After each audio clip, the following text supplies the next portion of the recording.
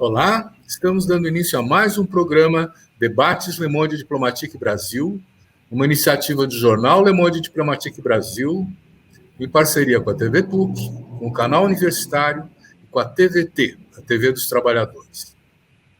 Hoje nós vamos voltar a um tema que nós tratamos há cerca de 6 meses atrás. Nós vamos falar sobre a Polícia Militar.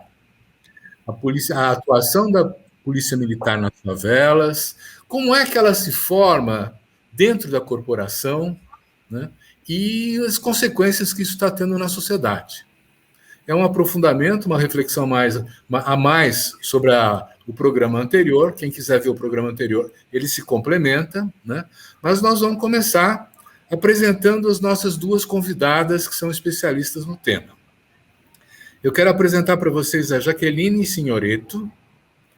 A Jaqueline é doutora em Sociologia pela Universidade de São Paulo. Ela realizou um estágio pós-doutoral na Universidade de Toulouse, onde foi professora visitante na Cátedra de Estudos sobre a América Latina. Também foi pesquisadora visitante na Faculdade de Ciências Sociais, na Universidade de Ottawa, no Canadá. É professora associada da Universidade Federal de São Carlos, no Departamento de Sociologia e pós-graduação em Ciências Sociais. Lidera o grupo de estudos sobre violência e administração de conflitos da UFSCar e tem experiência em Sociologia da Violência, atuando principalmente nos seguintes temas: administração institucional de conflitos, acesso à justiça, violência, segurança pública, sistema de justiça, prisões, controle estatal do crime. Muito obrigado, Jaqueline, por estar aqui com a gente. Vai ser ótimo contar com a sua participação. Quero apresentar também para vocês a Juliana Farias, socióloga. Ela possui graduação e mestrado em Ciências Sociais pela Universidade Estadual do Rio de Janeiro e doutorado em Sociologia pela Universidade Federal do Rio de Janeiro. Atualmente realiza pós-doutorado no Núcleo de Estudos de Gênero PAGU da Unicamp, com bolsa da Fundação de Amparo à Pesquisa do Estado de São Paulo, e desenvolve um projeto de pesquisa Violências de Gênero, Violações de Estado, um estudo sobre formas de governar territórios e corpos. Ela assina, em coautoria com a Natasha Neri, um roteiro e argumento do documentário Auto de Resistência, de 2018, que foi dirigido por Natasha Neri e por Lula Carvalho. Muito obrigado também, Juliana, por estar aqui com a gente. Bom, vamos começar então na nossa conversa aqui. Eu queria me dirigir a Jaqueline, e, Jaqueline, eu queria entender um pouco como é que se seleciona, como é que se recruta gente para participar na Polícia Militar. Quais são as exigências que a Polícia Militar tem para incorporar novos elementos? E existe algum tipo de formação que é dada para esse pessoal que entrou? Você podia ajudar a gente a esclarecer essa situação? Claro. Bom, primeiro eu queria agradecer o convite e felicitar aqui por estar com a Juliana e com você nesse debate, né? Saudar o público. Bom, para a gente entender essa questão, tem que entender que tem 27 polícias militares no estado, né? Dentro do Brasil, e cada uma delas tem uma história peculiar, né? Então, você tem polícias militares que têm uma grande tradição assim, acadêmica, né, e protocolos de atendimento, de operação, né, e produzem, enfim, tem intelectuais orgânicos e etc., né, então as polícias de São Paulo, de Minas Gerais, do Rio de Janeiro, né, tem gente que escreve livros, que faz teses, que pesquisa, enfim, que tem, né, um quadro de formação, mas também você tem organizações que são muito mais precárias materialmente e também nessa parte de formação, né? Então, é muito difícil falar assim, a polícia militar, né? O que você tem é um conjunto de organizações aí, né? E que tem tamanhos diferentes, histórias diferentes, estruturas organizacionais muito diferentes. A estrutura da polícia militar foi criada durante a ditadura militar, né? As polícias militares foram instituídas em 69 e algumas delas incorporaram antigos corpos policiais, como era o caso de guardas, forças públicas, então elas já em si começam com culturas organizacionais um pouco mistas, né? E esse enquadramento institucional, ele não foi alterado durante a redemocratização, né? Então isso é super importante, porque elas continuam tendo estruturas organizacionais, né, que correspondem àqueles objetivos de um período ditatorial que tinha a intenção de centralizar o tema da segurança pública, né, e vamos dizer assim, minimizar a capacidade dos governadores de resistirem, né, com suas forças policiais vamos dizer, a centralização que foi feita pelo AI-5, o endurecimento do regime, né, então isso marca as polícias militares, né, elas têm duas entradas, como também é o caso das polícias civis, e desde 1988 tem que ser por concurso público, né, desde a Constituição, mas vamos dizer assim, houve pessoas que ingressaram nessas polícias, né, por outras formas, porque elas incorporaram outras organizações que estavam ali, mas a partir de 88 é tudo por concurso público, e a polícia militar tem duas entradas, você tem o grande corpo, né, de soldados, cabos, subtenentes, que algumas polícias militares hoje exigem formação universitária, mas a maior parte não exige, eles são, né, formados por cursos que vão de 3 a 6 meses, às vezes um pouco mais, dependendo do estado, e você tem uma categoria que são os oficiais da polícia militar, que são formados dentro das próprias corporações. Esses oficiais fazem cursos dentro das próprias corporações, portanto, existe um controle muito grande, organizacional, daquilo, né, que forma os policiais militares e, em especial, os oficiais da polícia militar. Final dos anos 90 para frente, com os impulsos de democratização, algumas polícias militares passaram a fazer parcerias com universidades para esses cursos de formação, principalmente aqueles que vão dar acesso para que os oficiais passem de uma categoria para outra. Mas isso não é feito em todos os estados. São Paulo, por exemplo, faz a sua formação policial integralmente dentro da própria corporação, quer dizer, é um controle muito rígido da cúpula sobre aquilo que é ensinado para os policiais, né, em toda a base. Tá, eu vou explorar um pouquinho mais com você esse negócio. O que é ensinado? Bom, existe um currículo, muito diferente o currículo dos oficiais e o currículo dos soldados, né? Os soldados, eles são muito instruídos a como cumprir as ordens, né? Como operar os equipamentos, como, enfim, hoje em dia as grandes polícias militares trabalham muito com equipamentos, eles têm tablets, eles têm celulares, eles usam, né, essas ferramentas de consulta, então isso é ensinado para os soldados, né? Manejar arma, ordem unida, né? É muita coisa que precisa ser ensinado por essa estrutura militar, né, que não necessariamente tem a ver também com prestar um serviço ao público. O que não é ensinado? Técnicas de mediação de conflitos, intervenção em conflitos sensíveis, como violência contra a mulher, não tem esses conteúdos, ou se eles têm, eles são dados, né, em disciplinas assim muito rápidas, por exemplo, uma disciplina de direitos humanos, que tiver uma carga horária, né, você tem que ensinar milhões de coisas, né, para um oficial, na verdade, para um soldado, né, e o curso de oficiais, sim, pode se desenvolver um pouco mais, mas eles aprendem, sobretudo, gestão, né, gerir, eles serão chefes de equipes. Então, esse conhecimento de gestão, de planejamento, né, é que faz parte, na verdade, e, de novo, né, esses modelos de policiamento alternativos, polícia comunitária, o próprio modelo de desenvolvimento de uma polícia integrada para atender a Lei Maria da Penha, etc., isso não faz parte, ou vai fazer parte, do currículo apenas de oficiais que vão, por exemplo,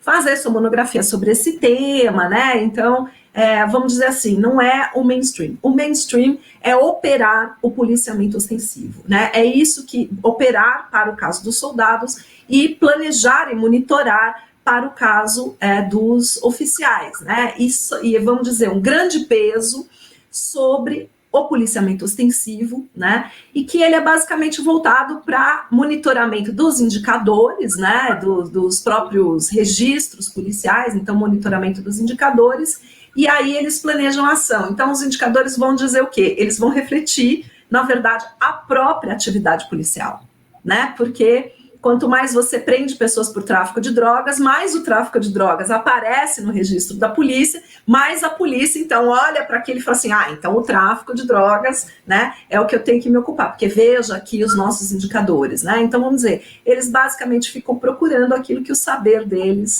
né, indica, e existe muito pouca, então, assim, tráfico de drogas e crimes patrimoniais, né, e, em geral, as polícias não têm muitas ferramentas intelectuais e operacionais para lidar com a defesa da vida, né, redução de violência, redução de letalidade, né, então, algumas poucas polícias, em alguns momentos, tem programas específicos de redução de letalidade, mas isso não faz parte, vamos dizer assim, daquilo que é o ensinamento geral que é transmitido nas academias de polícia, né? Então, se há um governo que aplica, né, um programa de redução de homicídios, um programa de redução da violência, aquilo por um tempo vai ser ensinado, mas depois acaba, né, vamos dizer, mudando e volta-se para aquele padrão, né? O caso das relações raciais é a mesma coisa.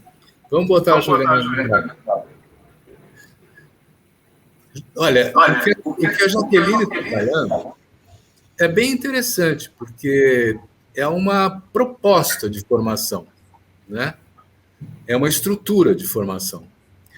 Mas o que a gente vê inclusive, naquelas marchas que os soldados fazem no treinamento e tal, eles cantam músicas, né?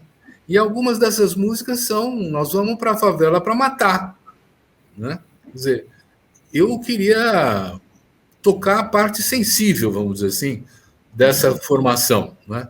Você pega a Rota, você pega outras unidades de tratamento ostensivo, eles não têm formação de respeito à cidadania. Eles aprenderam, inclusive, no Haiti, né? Como é que faz para implantar o terror.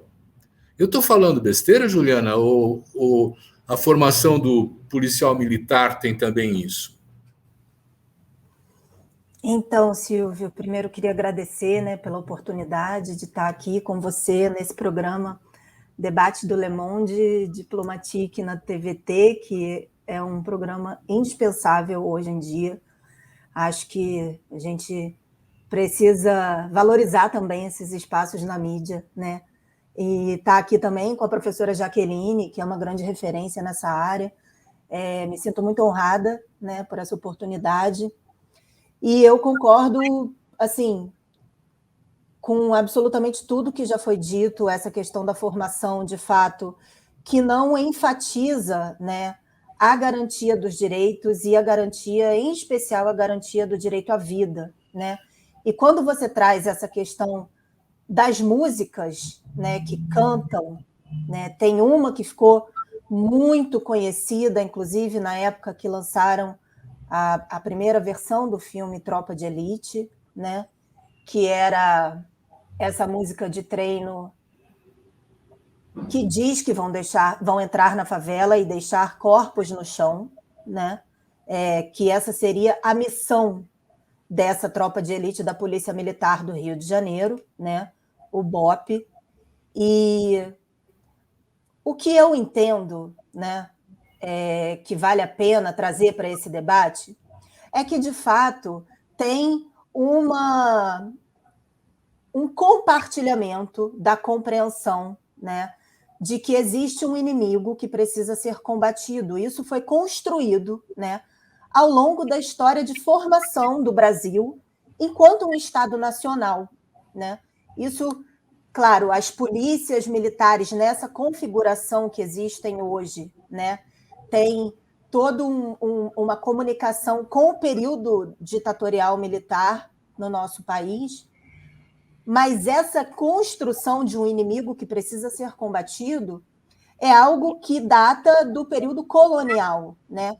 A violência que hoje a gente enxerga, né, acontecendo, ela atinge corpos específicos, territórios específicos, né? Então, assim, a ideia de pacificação para controlar pessoas, ela fez parte do período colonial para uma maneira de tratar as populações indígenas que aqui habitavam, e isso vai se atualizando também para as pessoas negras após o período de abolição, né? Claro que a violência do período da escravidão também marca e alimenta o que é possível de ser entendido como uma violência posterior, mas, na minha perspectiva, a gente não tem como hoje olhar para o que acontece nas favelas, né? Especialmente favelas e territórios periféricos, especialmente urbanos, com essas forças de Estado que ainda seguem essa perspectiva civilizadora de pessoas e de determinados territórios, né? Então, se a gente hoje tem a possibilidade de olhar, e como a Jaqueline falou, são muitas polícias diferentes e são muitos tipos de policiamento diferentes também, né? Se a gente pensar a experiência mais recente que tentou, né, apresentar uma alternativa, também acionando essa ideia de pacificação, que foram as unidades de polícia pacificadora, né, você tem uma confluência e se tentou implementar uma formação também diferenciada para os agentes dessas unidades. No entanto, até a utilização do armamento dito não letal ou dito menos letal produziu mortes. Então, o que a gente enxerga é uma atuação que, independente, né, do tipo de policiamento, do tipo de estrutura que está se propondo, se está se apresentando como uma novidade, né? Acho que também essas novidades podem trazer propagandas enganosas, né? Porque carregam na história, né, dessa instituição esse olhar para determinadas pessoas que habitam determinados territórios, né? E aí a gente está falando especificamente das pessoas negras, moradoras de favelas e periferias, que são enxergadas, sim, como inimigos que precisam ser combatidos, controlados, pelo menos, né? E, no limite, exterminados, eliminados, né? Essas pessoas, elas são enxergadas, e isso não é uma invenção, isso vem sendo apresentado historicamente a cada momento da história, a partir de declarações públicas de pessoas que ocupam cargos importantes, né?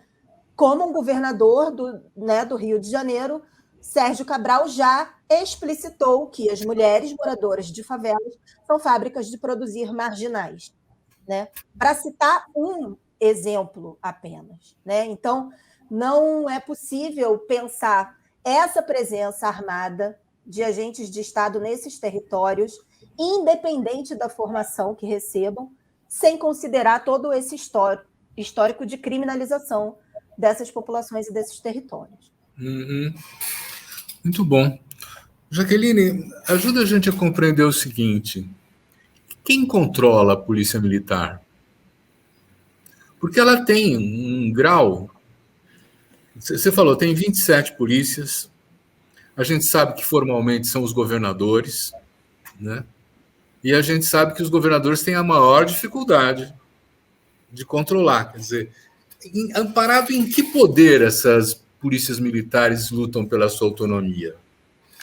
Eu não sei se eu concordo com você que os governadores têm dificuldades, né? Claro, tem, porque elas são estruturas, né, armadas, e as polícias militares são muito boas de lobbies, né? Inclusive lobbies legislativos, né? Então a gente foi vendo aí, né, o crescimento dessas lideranças políticas que saíram das próprias instituições policiais e muitas candidaturas de policiais, né? Então realmente eles buscam essa autonomia operacional e etc. Mas também é verdade, né, que quando os governos tomam decisões, né, de fazer o controle da ação das polícias, isso também surte um efeito, né? Então nós estamos agora vivendo essa realidade aí, por exemplo, eu, né, falo do estado de São Paulo.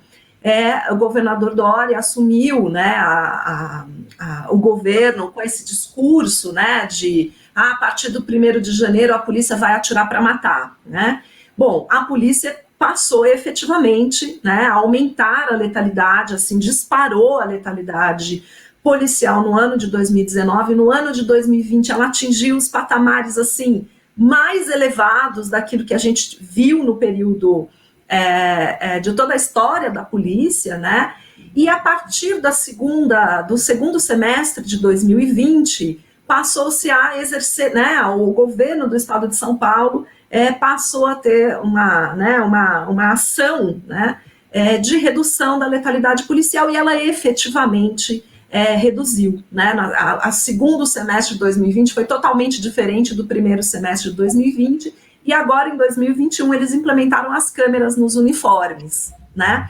E aí houve uma queda assim vertiginosa, né? A níveis assim, a maior queda da letalidade no período mais rápido que nós já registramos, né? Então, quem controla a polícia? Eu digo para vocês, é a própria polícia, né? São os mecanismos institucionais internos, né? Que quando existem políticas, né? Que focam a redução da violência, né? A polícia passa por isso. Então, a gente já assistiu isso acontecer no Rio de Janeiro, a gente já assistiu em outros períodos em São Paulo, já assistiu isso acontecer no Pernambuco, já assistiu isso acontecer no Distrito Federal, né? Quer dizer, quando você tem programas de redução da violência e você cria outras ferramentas, né, para que a polícia possa trabalhar, isso surte um efeito, né? Agora, quem deveria controlar a polícia não controla, né? Então, o controle externo da polícia deveria ser feito pelos ministérios públicos, né, ministérios públicos estaduais,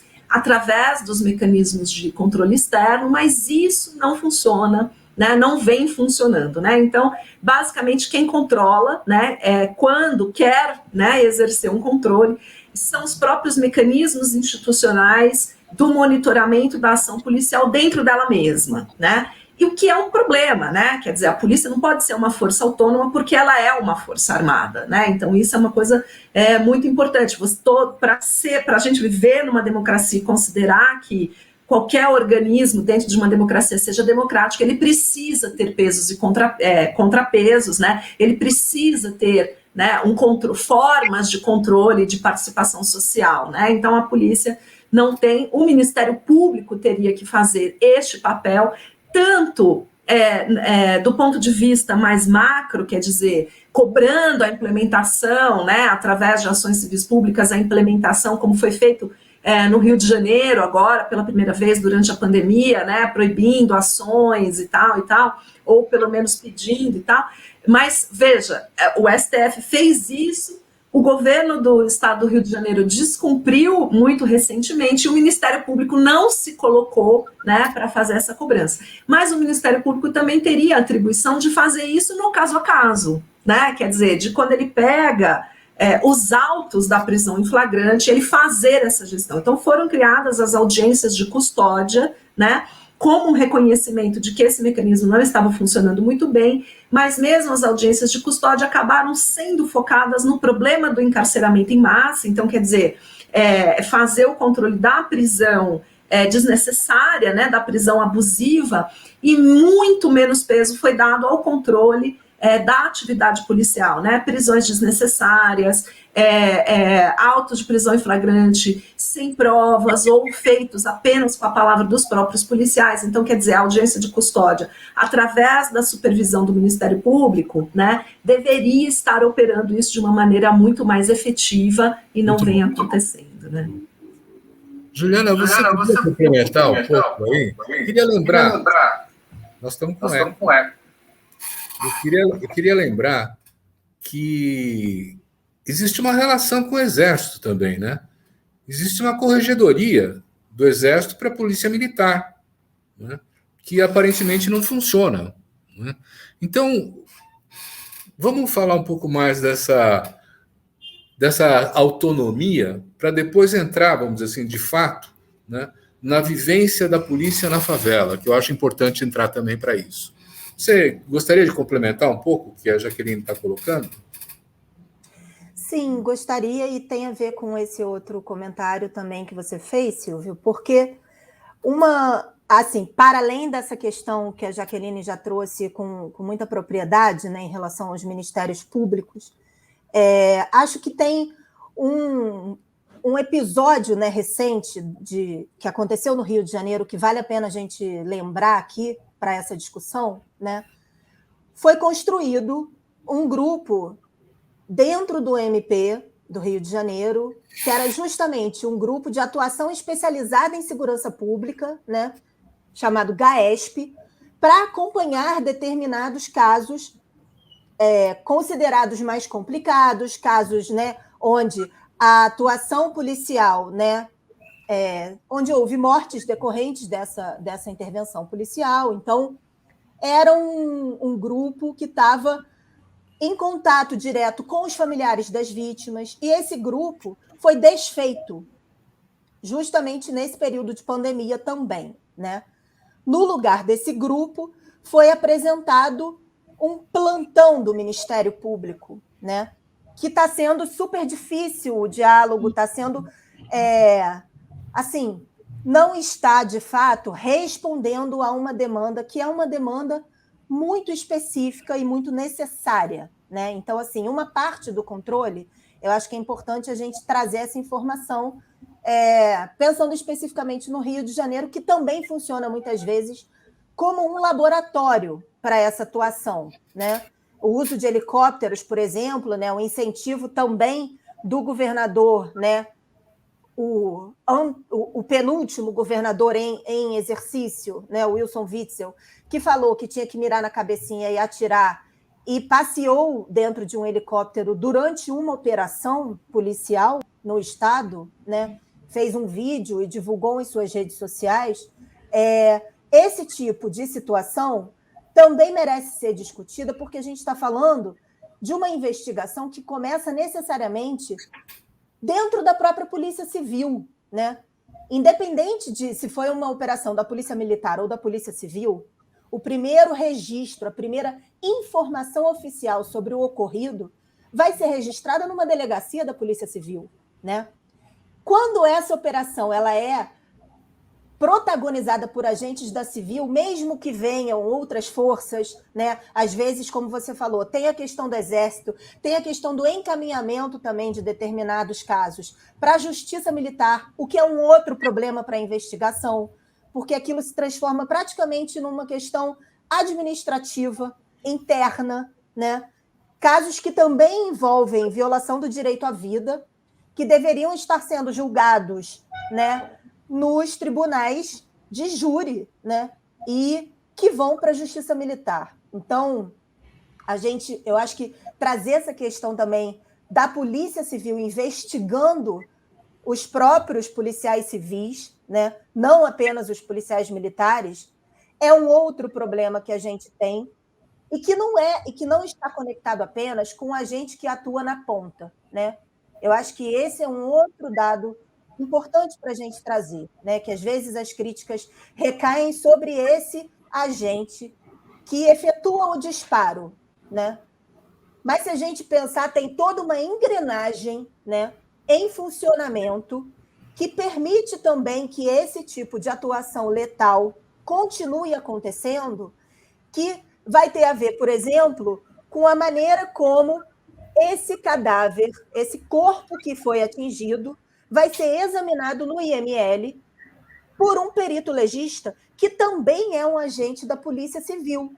Pelo menos no Rio de Janeiro, né, ele faz parte do quadro da Polícia Técnico-Científica, né? Então, a gente está falando de uma série de caixinhas de Estado, né, se quisermos, que organizam esse tipo de atuação e que perpetuam esse tipo de atuação letal da polícia, né?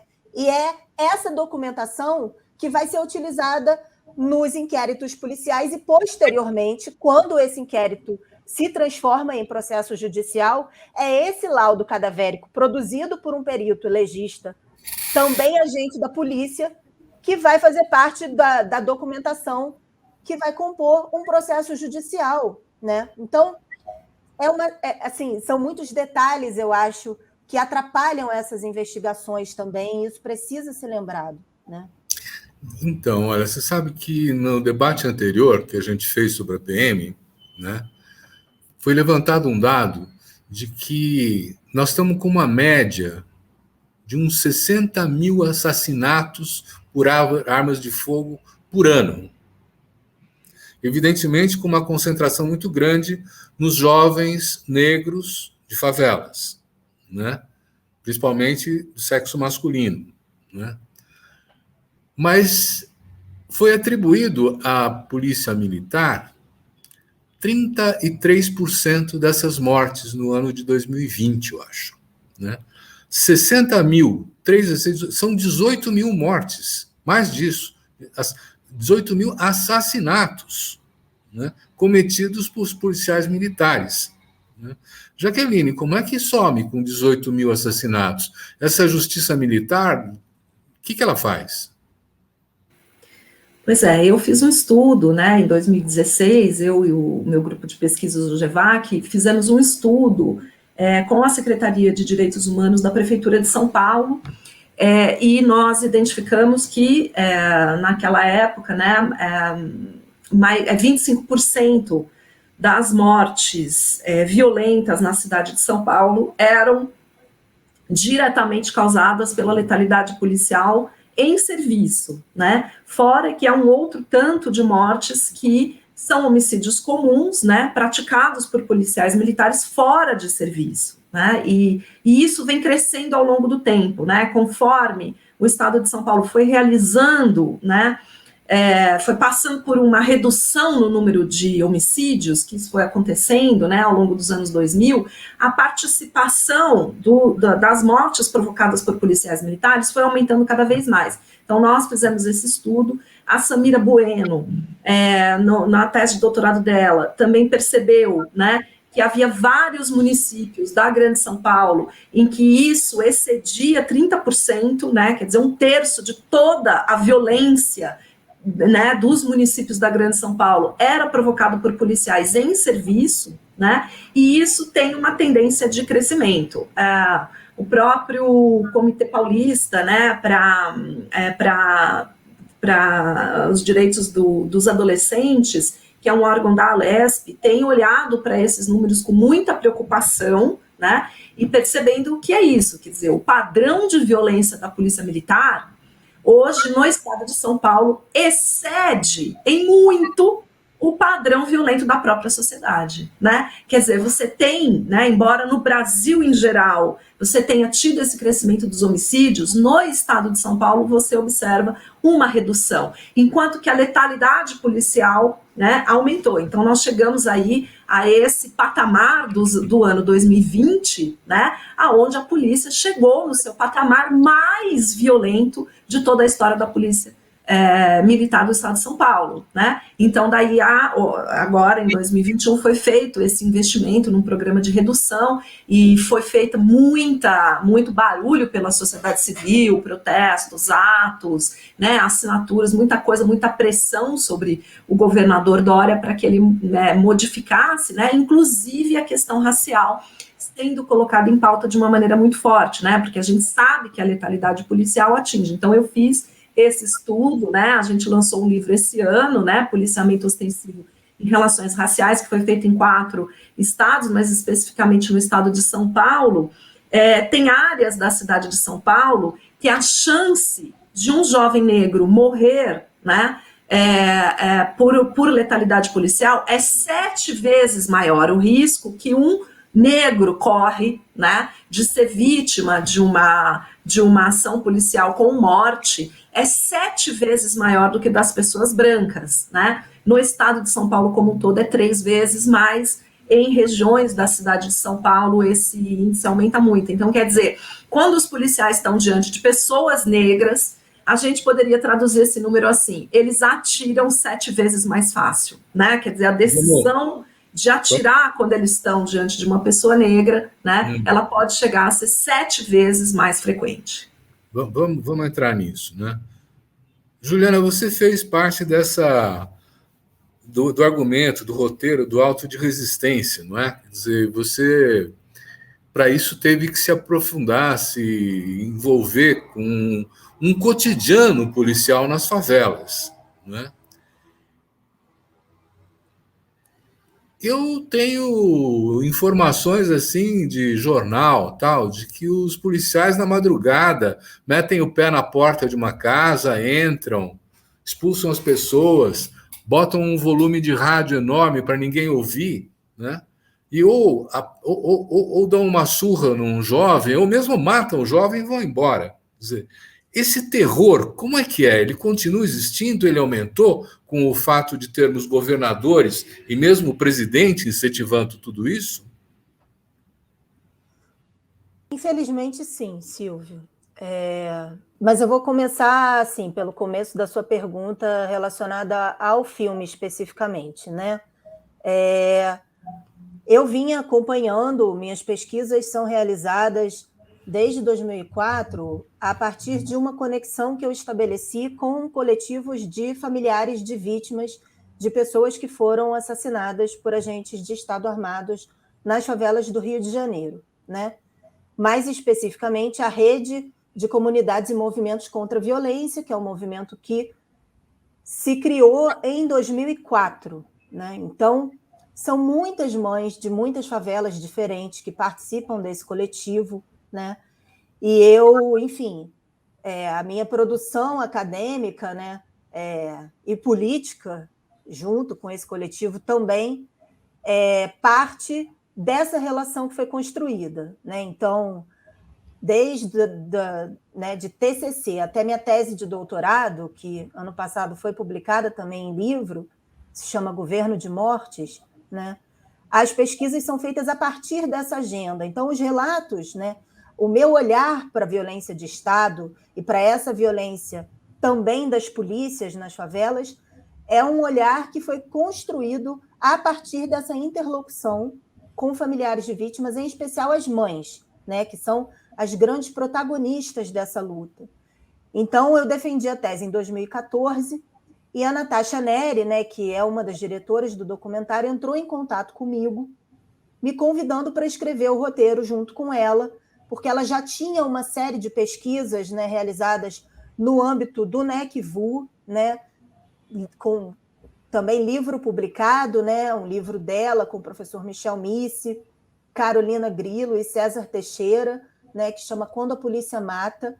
E aí, esse material, né, por um lado, ela tinha uma experiência de pesquisa imensa, né, que passava também pelas PIPs, né, pela investigação burocrática desses casos de homicídio, né, mas não tinha contato com os familiares de vítimas, né?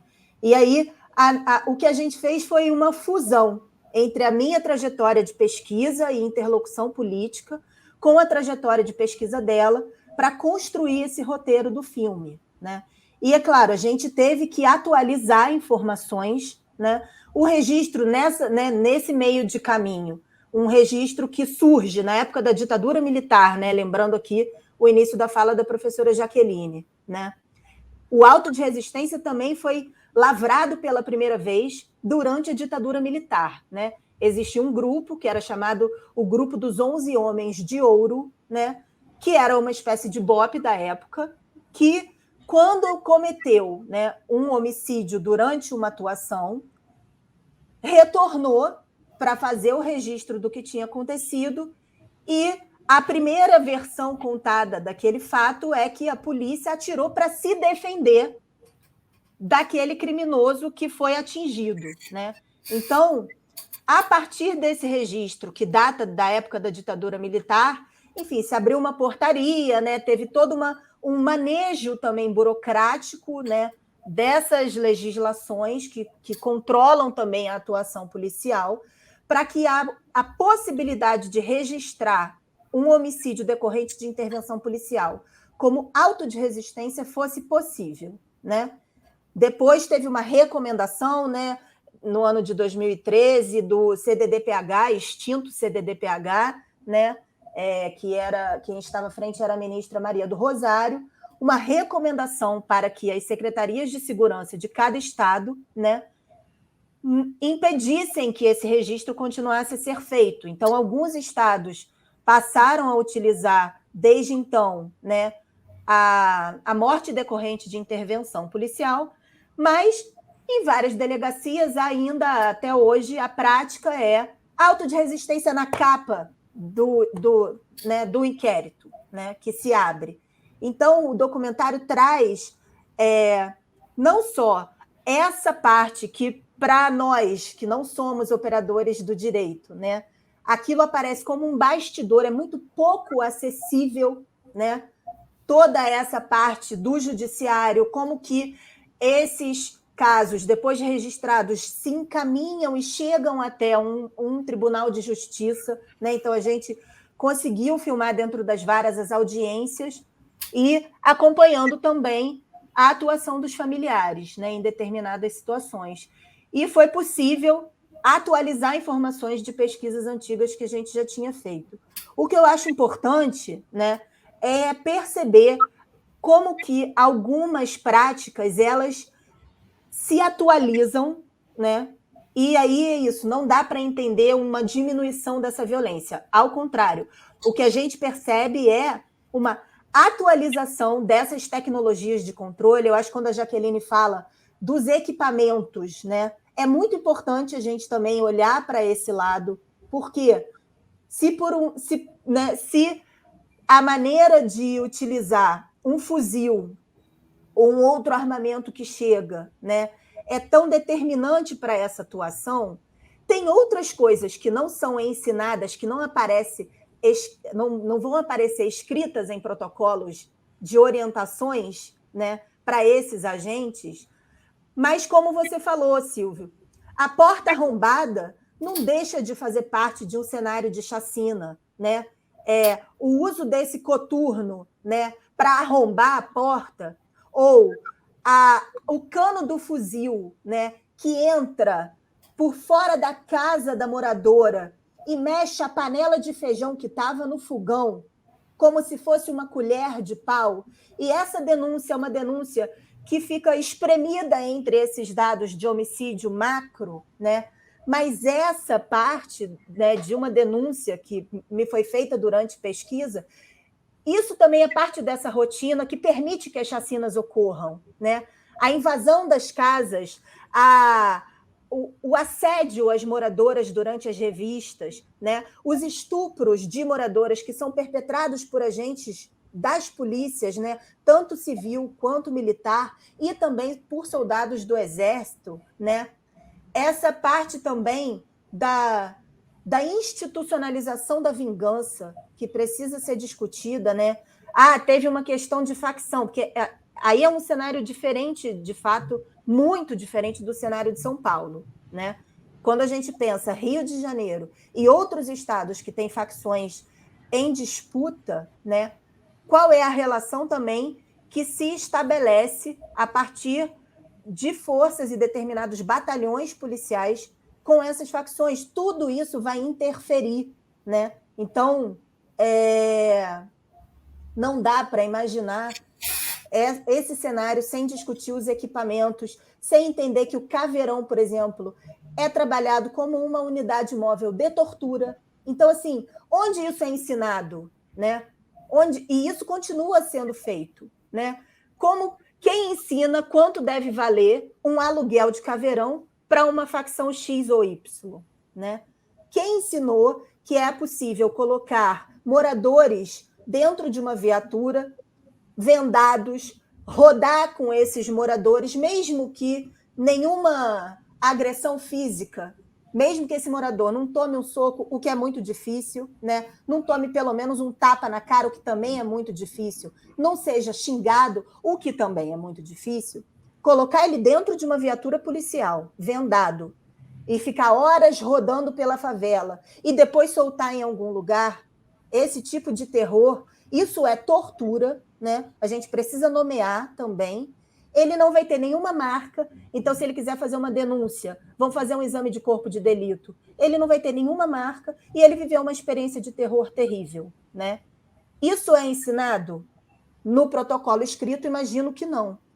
Mas isso é passado, né, de alguma maneira para essa atuação nesses territórios. Então, acho que discutir o que não está escrito também é muito importante, né? Olha, eu estou achando extraordinária essa conversa. Nós poderíamos ir muito mais fundo, mas nós já estamos chegando no limite do nosso tempo, né? Então, passa rápido o papo, né? Eu queria fazer uma pergunta para vocês duas e ver, assim, com uns 2 minutos para cada uma, para a gente fechar o nosso programa com essa pergunta, né? O que é que democraticamente é preciso fazer? Tem gente que propõe a extinção da polícia militar. Tem gente que propõe outras coisas. E a gente percebe que nessa relação criminosa de atuação nas favelas, você tem uma aproximação e uma mistura com milícias também, com os traficantes, quer dizer, fica uma coisa que não tem nada de ético, democrático ou de buscar garantir a democracia, os direitos e a ordem, né? Quer dizer, o que é que a cidadania pode fazer frente a essa situação que hoje, eu não tenho certeza do número, mas eu acho que são mais de 700 mil policiais militares, não é isso? Então, eu queria começar dessa vez com a Juliana e depois passar para a Jaqueline. Juliana, você tem 2 minutos, por favor. 2 minutos é nada para a gente responder a isso, mas eu vou tentar ser breve, né? E aí ser breve e afirmar que algo que eu sei que é ainda complicado de se afirmar. Eu sou a favor do fim das polícias, né? Eu entendo que a gente precisa discutir isso seriamente, né? Eu não estou falando que é algo para a semana que vem, a gente sabe que não é, mas eu não acredito na reforma das polícias, eu não acredito em formação nem em curso de direitos humanos para policiais, né? Não acho, por tudo que vejo, por tudo que acompanho há mais de 15 anos nessa trajetória de pesquisa, não acredito nisso. Então, eu acho que a gente precisa, de fato, encarar esse debate sem achar que isso é uma utopia ou uma cloroquina da esquerda, como foi dito recentemente por uma pesquisadora que eu respeitava muito até esse momento. E assim eu me despeço, né? Muito obrigado. Vamos lá para a Jaqueline, então. Bom, independente de a gente concordar, as polícias estão aí, elas têm uma força política extremamente importante hoje, né? E nós temos que trabalhar, vamos dizer, com o cenário aí dos próximos anos, né? No sentido de colocar, vamos dizer assim, freios e contrapesos à ação da polícia, né? Então, de fato, criar uma formação que depois não vai ser colocada, né, na prática por meios de supervisão, né? Eu acho que isso também vai cair numa fantasia, né? A gente ensina uma coisa bonita, mas aí quando vai para a prática, né, essa prática vai ser ocupada por um currículo oculto. Então, eu acho que nós temos que trabalhar hoje, né, fundamentalmente, muito rapidamente, com protocolos de ação operacional vinculativos, né? Então, os ministérios públicos teriam que assumir a sua posição, né? E as investigações desses abusos teriam que respeitar esses protocolos, né? A gente teria que trabalhar com uma diversificação dos quadros dos policiais, enfim, né? Policiais negros, policiais mulheres, e principalmente discutir publicamente modelos de policiamento, né? Os modelos diferentes disso que existe, né? Como que a gente poderia proporcionar segurança pública para uma sociedade democrática, né? E passar a trabalhar com esses modelos, quer dizer, o modelo do policiamento ostensivo e esse modelo da guerra, né?